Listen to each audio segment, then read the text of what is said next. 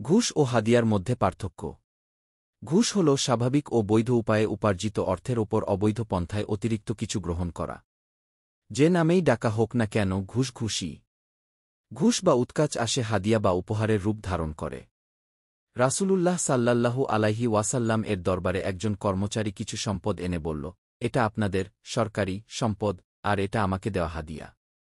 রাসূলুল্লাহ সাল্লাল্লাহু আলাইহি ওয়াসাল্লাম এতে তীব্র ক্ষোভ প্রকাশ করে বলেন, সে তার মা বাবার ঘরে বসে থাকল না কেন, তখন সে দেখতে পেত তাকে কেউ হাদিয়া দেয় কিনা। বুখারী হাদিস 2597। ঘুষ ও হাদিয়ার মধ্যে পার্থক্য হল, হাদিয়ায় আর্থিক কোনো লাভের উদ্দেশ্য থাকে না, কিন্তু ঘুষে আর্থিক লাভের আশা থাকে। ঘুষখোর আমানতের খিয়ানতকারী।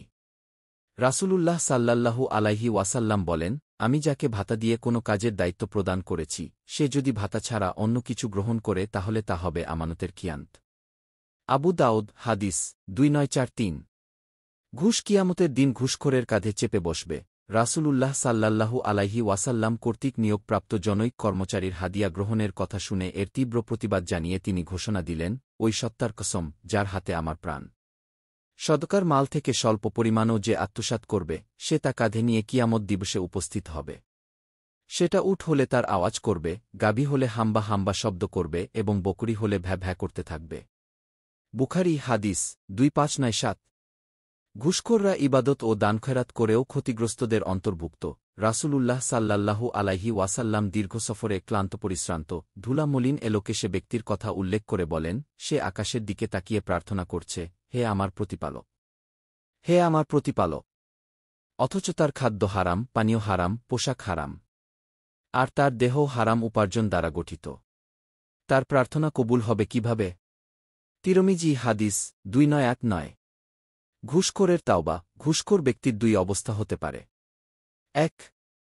হয়তো এমন এক ব্যক্তির কাছ থেকে ঘুষ নিয়েছে যে বাধ্য হয়ে নিজের হক রক্ষার স্বার্থে একে ঘুষ দিয়েছে, এক্ষেত্রে ঘুষগ্রহীতাকে অবশ্যই টাকা ফেরত দিতে হবে, যার কাছ থেকে সে ঘুষ নিয়েছে, কেননা সে তাকে বাধ্য করে এই ঘুষ নিয়েছে।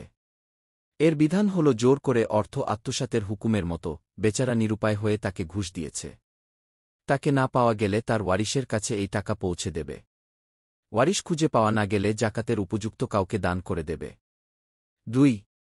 ঘুষ গ্রহণ করেছে এক জালিমের কাছ থেকে, যেমন হয়তো কেউ ঘুষ দিয়ে অবৈধ স্বার্থ উদ্ধার করিয়ে নিয়েছে, এক্ষেত্রে তাকে কিছুই ফেরত দেওয়া লাগবে না।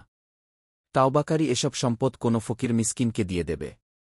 পাশাপাশি সে আল্লাহর কাছে তাওবা করতে থাকবে, কেননা সে অন্যায়ভাবে কাউকে কিছু অর্জন করার সুযোগ দিয়েছে।